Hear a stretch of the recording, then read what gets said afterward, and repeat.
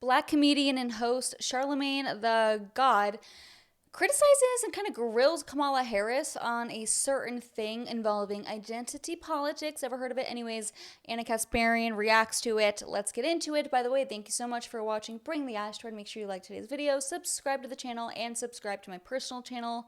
I post on both channels twice a day. And let's get into it. Have you seen the clip, Madam Vice President, from the griot? It's a clip that's kind of out of context, and it says that you won't do anything specifically for Black people. Have you seen that? Have you? I've not seen that. Well, it's a clip that has you saying that you're not going to do anything specifically for Black people. Well, that's just not true. President Obama was out there last week waving his finger at Black men. When are Liz Cheney and Hillary Clinton going to wave their finger at white women? When are Bill Clinton and Joe Biden going to wave their finger at white men? Because 52% of white women voted for Trump in 2016. 55% voted for Trump in 2020. They all voted against their own interests. When the finger waving going to start at them?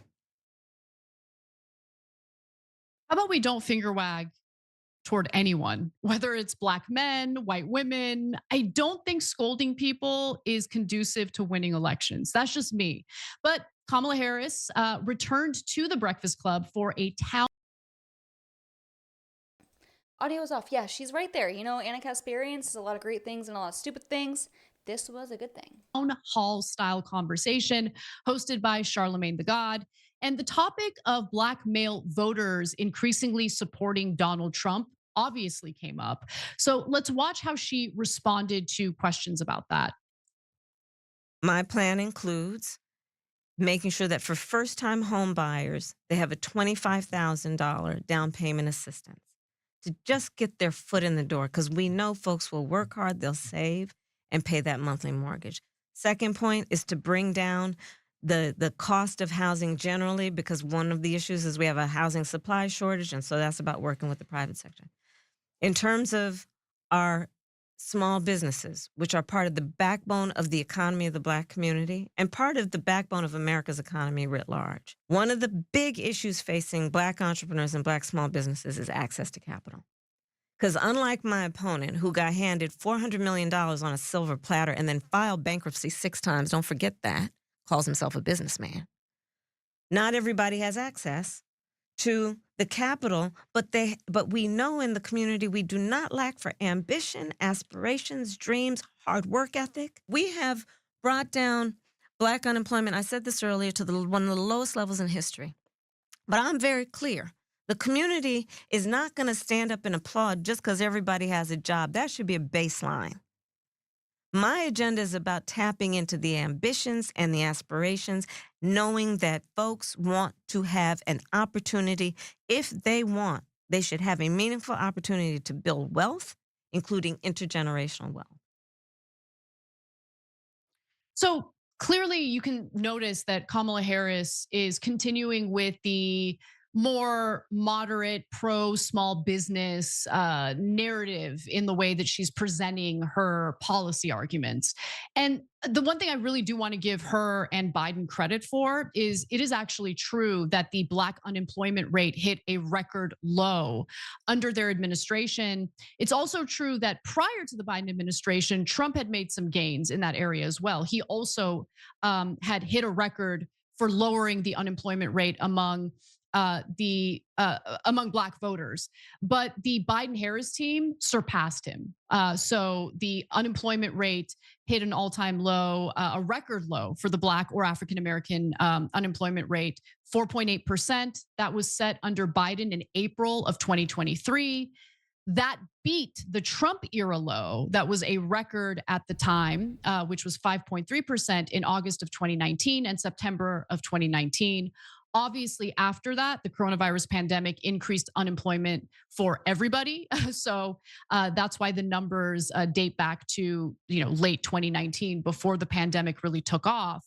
So Kamala was right to brag about those gains, and she should definitely do more of that on the campaign trail. Really talk about the fundamental ways the Biden administration managed to materially improve people's lives, the jobs that were created under the Biden administration. I think that is a winning message. So, we've been pretty critical of some of her more recent messaging, but I think she did well in that portion of the interview. Now, let's take a look at other things that she's proposing to ensure that she increases her support among Black male voters, because it is true that Trump has managed to, take some portion of those voters away from Democrats. So Philip Lewis had posted this on X earlier this week, and I thought it was interesting. He writes, Kamala Harris unveiled new policy proposals aimed at Black men, which includes providing 1 million loans to Black entrepreneurs, creating more Black male mentor programs, a health initiative for diseases like prostate cancer. My favorite was the last bullet point, which is protecting crypto assets. Got to look out for the donors. Got to look out for the donors.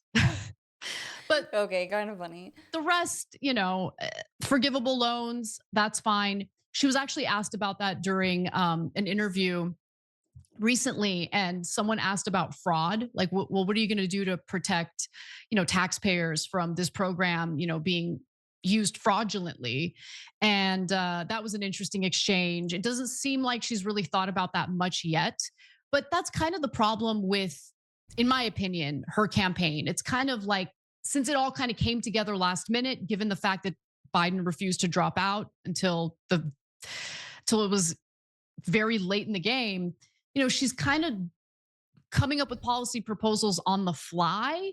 And that does put her at a disadvantage compared to Trump, who's been thinking about these economic policies, for years now, things like tariffs and things like that. So now, while Obama ended up shaming Black men, which I thought was a really, really bad idea, essentially saying that, if you're a Agreed. Black man I agree here. who's not going to vote for Kamala Harris, well, it's probably sexism that's informing your decision to avoid doing so.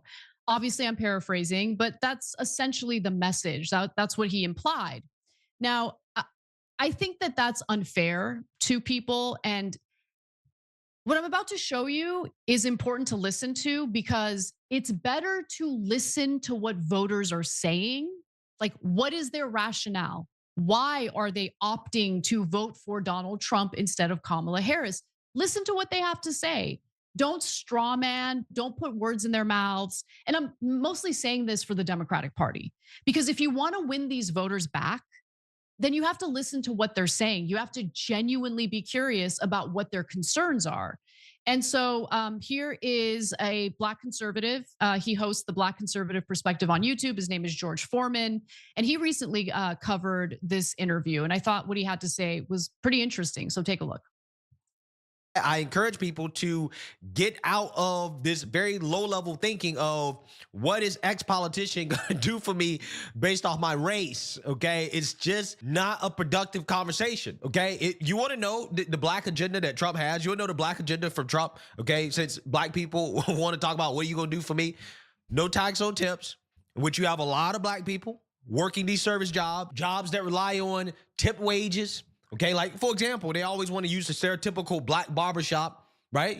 Barbers, hey, tips go a long way for barbers. Okay, I'm not sure why every barber in America isn't telling all of their customers, hey, vote for Trump, okay? Because it's gonna help me out a lot. Paying less taxes, no tax on overtime. You have a lot of Black people working jobs where you're eligible for overtime, closing the border, mass deportations. All right. I mean, I'm going to cut it off right there.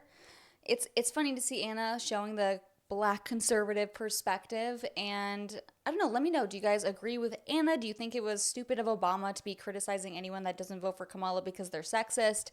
That's one instance that I will agree with her. Please like today's video. See you next time.